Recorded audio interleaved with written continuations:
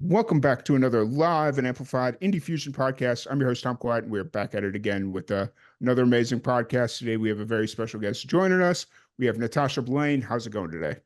It's going good. Thanks for having me today. Yeah, absolutely. I'm really excited to have you. I was a little concerned yesterday because I realized, dang it, we didn't confirm this, but I'm hoping we're still good. And luckily, you Well, messaged me shortly after and was like, yeah, we're still good.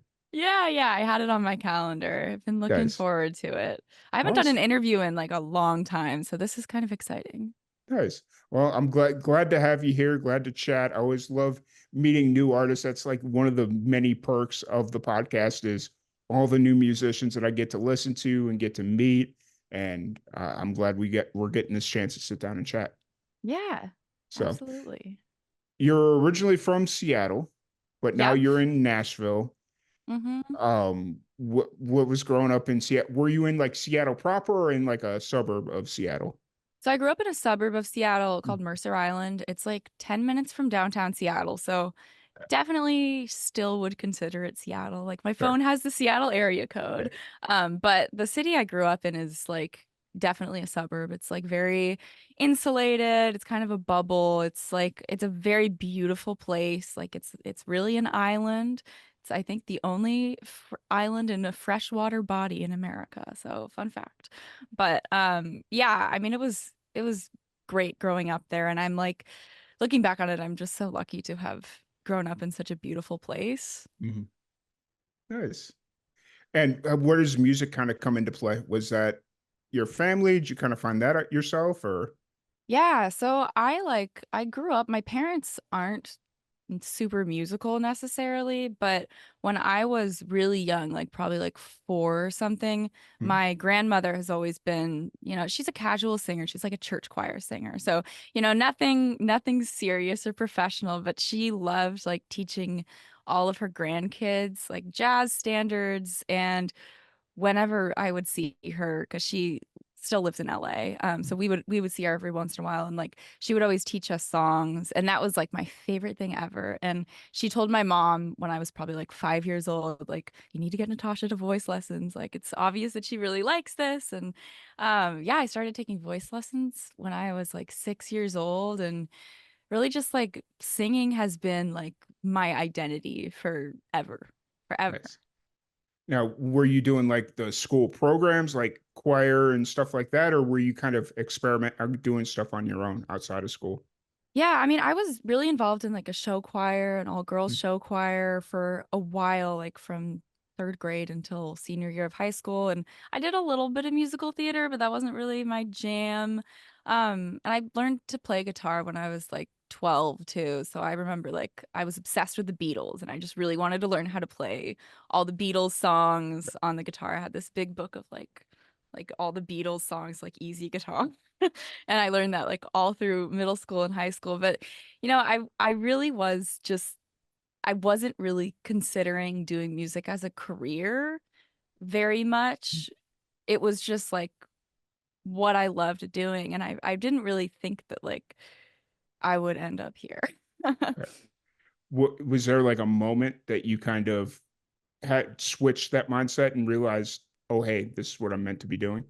Yeah, so when I first went off to college, I went to a school in Seattle, like pretty close to where I grew up, and like it was a great experience and I'm happy I had that experience, but I just remember like it was my second year there and I was studying English and I was really involved in an a cappella group, but besides that I wasn't really doing music and I was just like thinking to myself like I feel like if I don't try to do music, I'm always gonna wonder what would have happened. And at that moment, I like secretly kind of made this decision to myself. I didn't want to tell anybody because I was like, what if I fail? But I secretly made this decision that I was like gonna try to do music. And I looked into moving to LA or moving to Nashville or moving to New York City. Okay. And all of those options seemed like absolutely crazy to me because I'm Mm. like a sophomore in college in Seattle. And I ended up applying to like some schools, like didn't really tell anybody, didn't even really tell my parents. And I ended up getting into a school in Nashville, Vanderbilt, and Mm. like 6 months later, I was in Nashville. And I was like, Nice. okay, I guess I'm here. I'm gonna like try to do music, whatever that means. Uh, it's so funny because I tend to forget Vanderbilt's in Nashville, even Yep. though it is the much bigger school I mean, by it's like, yeah. It's like right across the street from Belmont, and yeah. people don't think about it because it's so different from Hmm. Belmont. But it's a great school. Yeah. It's a great school. Gotcha. So when you made that move from Seattle to Nashville, at that point, were you starting to write your own music, or where were you kind of at musically at that point?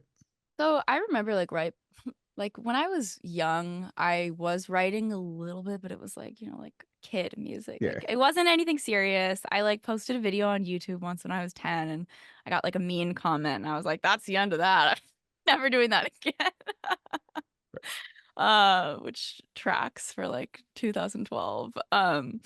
But I started dabbling with writing like when I moved to Nashville Hmm. because I was just a singer and I was like I don't know how to write a song. I've never tried that before and I was really feeling like an imposter. Like I was like I'm doing music but I don't really know what I'm doing and I ended up like just really throwing myself into songwriting and I started like meeting as many other songwriters as possible. I was doing like a million co-writes a week while I was like in school here and I started playing writers rounds and through that like I really kind of discovered like my writing style and Hmm. my artistry and it's just kind of been like a process of throwing everything at the wall and seeing what sticks. Nice, nice.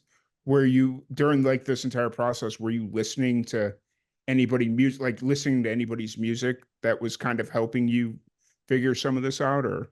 Yeah, I mean when I was like first writing, I think a lot of what influenced me is jazz music because I was Mhm. kind of studying that in school. It's always been like a big part of my life. Like I've always loved listening to jazz and I think that like vocal jazz melodies really stood out to me. And I think at the Mhm. same time I had just discovered neo soul and I was like, what the hell is this? This is like the best thing I've ever heard. And I became like obsessed with D'Angelo and Erica Badu and that really like inspired me a lot. Nice, nice. Which is a cool transition. I wasn't planning on this transition coming in, but when I first started listening to "Don't Stop," the instrument, which is your new single that you dropped about a month ago at this Yes. point, uh, plug, go listen to it after this podcast. When the beginning instrumental came in from "Don't Stop," I started inserting Gnarls Barkley lyrics for Oh "Crazy." yeah, And yeah. I'm just sitting there, and like it doesn't sound exactly the same, but it's just like for whatever reason, I was just like, I remember when just kind Yep. of singing the song along, and I'm like, that's so funny. But and then you just Yeah. kind of brought up your influences. I was like, yeah, that kind of tracks. That plays. Definitely. Definitely. I think with that song specifically, like I was super like Motown kind of Yeah. inspired. Yeah, I was listening to a lot of like that kind of music when we were recording that, like Mhm. going to production. Yeah. 'Cause that's yeah, that's such a big influence for me. Yeah, sure. When you were growing up in Seattle, was like the grunge, like obviously Seattle's really well known for like their grunge music and Uh-huh. like from the 90s and whatnot. Growing up in Seattle, was that still like a thing in the 2000s and 2010s? And God, people always ask me this, and it makes me so sad to say, like, I really was not that involved in the music scene. I mm, mean, when I was living there, like, I was not really going out to see a lot of yeah, shows, and I feel like the grunge scene kind of had its time. yeah, Like, it feels like now Seattle does still have a really cool music scene, yeah, but it's definitely not the same as it was, like, right, when Kurt Cobain was around.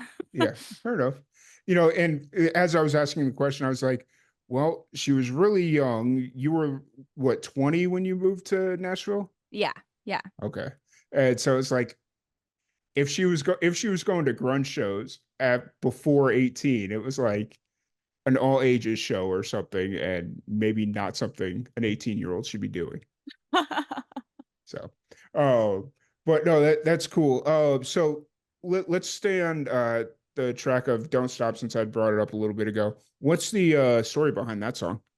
Yeah, so that song, like, I wrote it a few years ago, with, one of my friends, Autumn Bicey. She's an amazing songwriter, and that I remember I was, like, playing around with that chord progression because for a lot of it, I think we changed some stuff in the recorded version, but when I first wrote it, like, the whole thing was basically 3 chords. Yeah. And I was going through this phase where I was like, "How can I get away with making as like, a few chords, like, 1 or 2 to 1 to 3 chords as interesting as possible, like, with the melody?" And I was playing around with that chord progression and was I think I came up with some melody for the song, and Autumn came over and she was like, I have this really fun idea of this flirty song that's like, don't stop. Like, if you don't stop doing this, then don't stop." And I was like, I was going through a phase where I was doing a lot of love songs, and that was really just like hitting home for me. Mm, And we just ran with it. And I remember that pre-chorus melody we were talking about like some Tori Kelly song that has like this crazy melody of like this descending line, and Autumn was like, what if we did something crazy like that, like super jazzy?" And that's kind of how the song came to be. And after that, I brought it to my band that I've been playing with for like 3 years now, and we kind of turned it into like the feel that it is mhm. now, that kind of like retro, soulful Yep. sort of feel. Yeah. I, And then we I brought it love. to the studio. Yeah, I absolutely love the song. So I'm glad on many different levels that we got to sit down and chat because I got to hear "Don't Stop," and it's such a cool song, and it made me really like. I brought up the Gnarls Barkley comparison earlier, but it just brought me back to when I was like really listening to like some neo soul music back Mhm. in the mid to late 2000s and just kind of in that era of my life. I definitely felt the nostalgia off that one. So Good, good. Yeah, I love that that's like the connection you're making. That's totally yeah, like what I wanted for that nice. song. Well, Thanks. oh, so now that you're about a month out from the release, what's kind of running through your mind right now? What's the thought process right now? Well, I am just so excited. You're catching me at a really good time because this is a big transition time for me. So, these past 4 singles that I've released I've recorded all of them on the same day in the same studio. And I didn't want to do an EP. I kind of just wanted to, because I felt like each song was really its own Hmm. universe and I wanted to let it have its time. And going forward, I have a lot of really exciting stuff that I'm working on. I have a single that I'm about to announce pretty soon that's Nice. going to be coming out next month. So that's really exciting. And then after that, this is what I'm really, really excited about. I'm coming out with an EP, Nice. and these are some songs that I've had for a really long time. And they're like this is the most like Natasha music that I've ever made. And it feels so raw and so real. And like, I really wanted it to capture the feeling that I feel when I'm playing these songs live, because that's just such a special thing. And I wanted to capture that in these recordings. And I Hmm. really think like they're not completely done yet, but I really think when this comes out, it's gonna capture that and it's gonna be magical. Nice. We'll jump to the EP here in a second, but just to get people guessing, or hopefully guessing, this new single, is it a song people have heard before? So I have been playing this song live. So if you've seen my live shows or if you see my Instagram reels, you Yeah, might have seen it. You might have seen it. And I'm probably gonna post some more teasers maybe before nice. this episode even comes out. Awesome. I had to ask, I had to tag that because it was like, well, let's get them really guessing here. So, Yeah. nice. Um, Yeah. so approaching this EP, this will be your first like full, not a full project, but like fuller project, correct?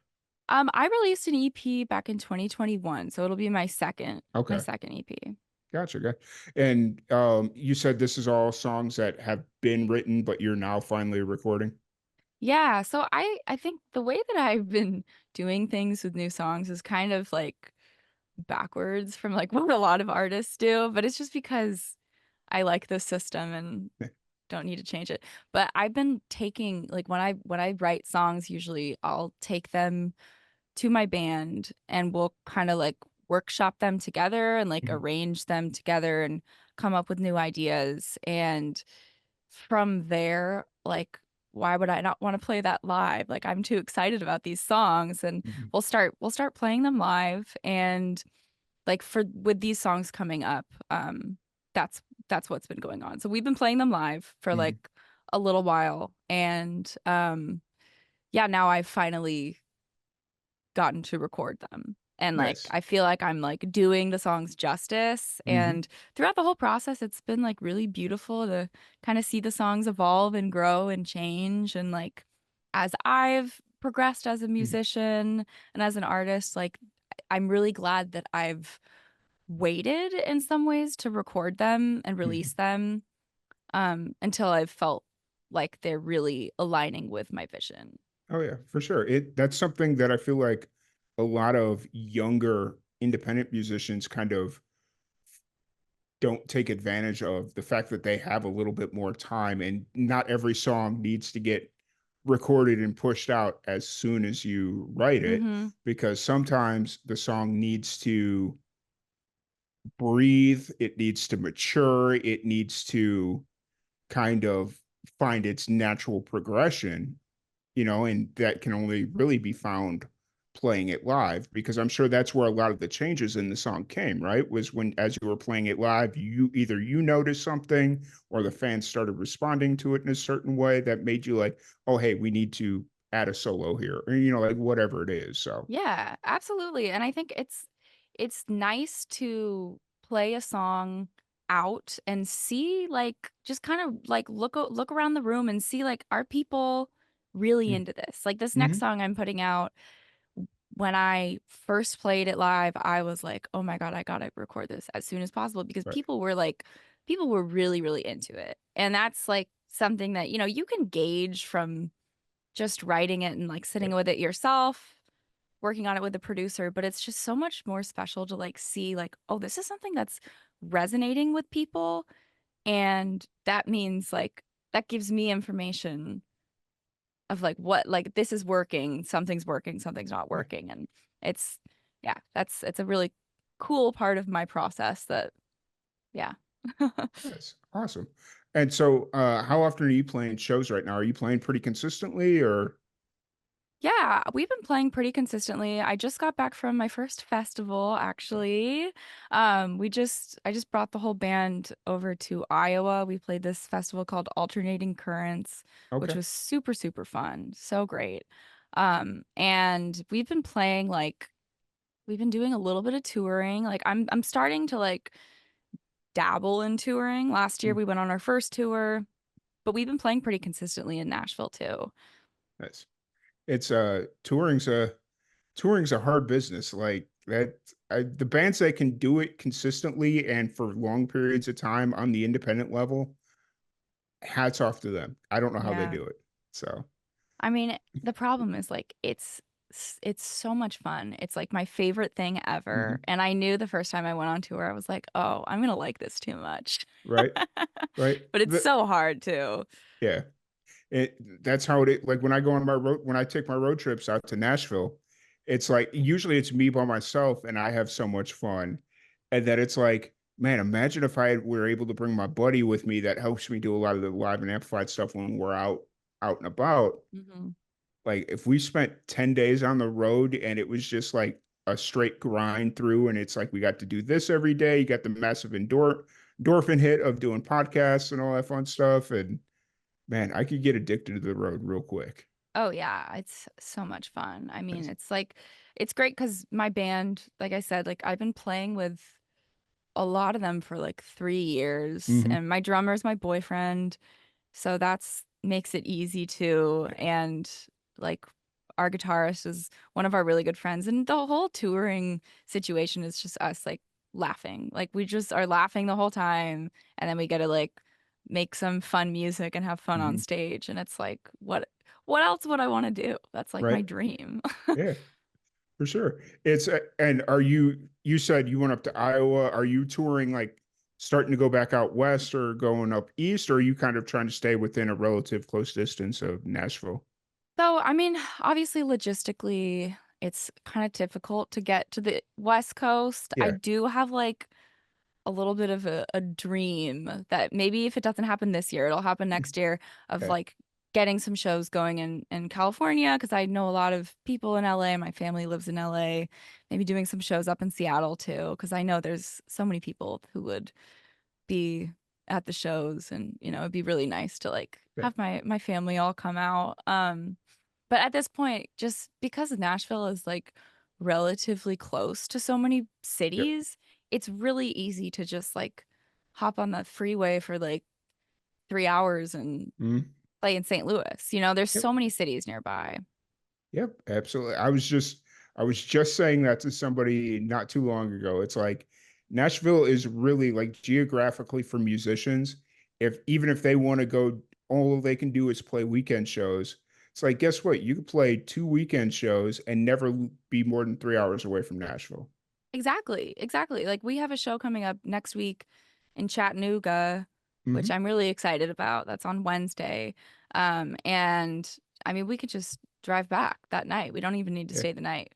right. So it's really nice. Nice. Are you a full-time musician right now, or are you working during the day? So I'm doing music most of the time, but I also do work part-time at a fitness place called Row Mm. House, just Okay. doing like sales there, which is I mean, it's fun. I really like all the people there and it's Nice. nice to like have something to do to like get my mind off of all the music stuff.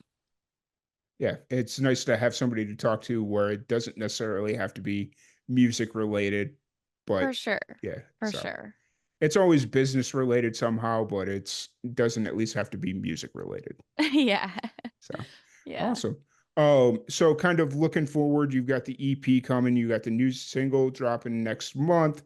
Um, how's all that planning been going? Has that been eating up a lot of your time or Honestly, I think in the past, this kind of thing would really stress me out because it's just there's so many like industry standards for like you release a single and then you release an yeah, album and there's just all these like things and I've always been like I don't want to do it wrong. I want to make sure I'm doing it the right way and I think now like I feel confident enough in my art that like I have a vision of what I want to do and I know that like there are some like visual components to that I need to like logistically figure out, but I really am more excited about this than anything else because it feels so me and it feels so right. Like I'm not gonna care if I'm doing it the right way. That doesn't yeah, matter. That doesn't yeah. matter to me. It's nice being independent and like being able Just to kind make of my own choices. and kind of being comfortable with your decisions because they feel like Yeah, you, right? So exactly. fair. Yeah. So outside of music, what do you like to get into when you're got time to decompress? I know as a musician you probably don't get a whole lot of time, but Yeah, well, I love weightlifting. That's mm, one of my big hobbies. And I also love just like being outside. Like we were talking before the interview started just about like how the weather in Nashville has been so nice this week and I'm just like soaking it up, trying to get as much right. time outside as possible. Um yeah, and I love hanging out with my dog. Nice. As Nice. like silly as that sounds. Hey, it works. Now, do you do streaming? Because you've got a really good setup right now. And so I was just curious if you did like streaming or something. Like live streaming? Yeah, like No. Twitch video game streaming or something. I literally just put this whole rig together like 15 minutes before this Okay. started. Okay. I'm just in the studio and our house we have the whole upstairs is a studio which I'm Okay. like so grateful for. But Fair enough. yeah. I saw the mic and the headphones and the soundboard, and I'm like, either she's in a studio or she does some streaming or something, because that is better than my setup, and I do this every day. So Hey, come on. It's basically the same. We got a mic, we got headphones. right. Want it to Fair. sound good. Fair enough. Fair enough. Uh, but really appreciate your time. I don't want to keep you here too much longer. Um, do you have any upcoming shows or anything that you'd like to plug? Yeah, I've got a show on the 28th. I don't know when is this going to come out? Is that going to be The Friday. This will come out Friday. Oh, great. Okay, Yeah. perfect.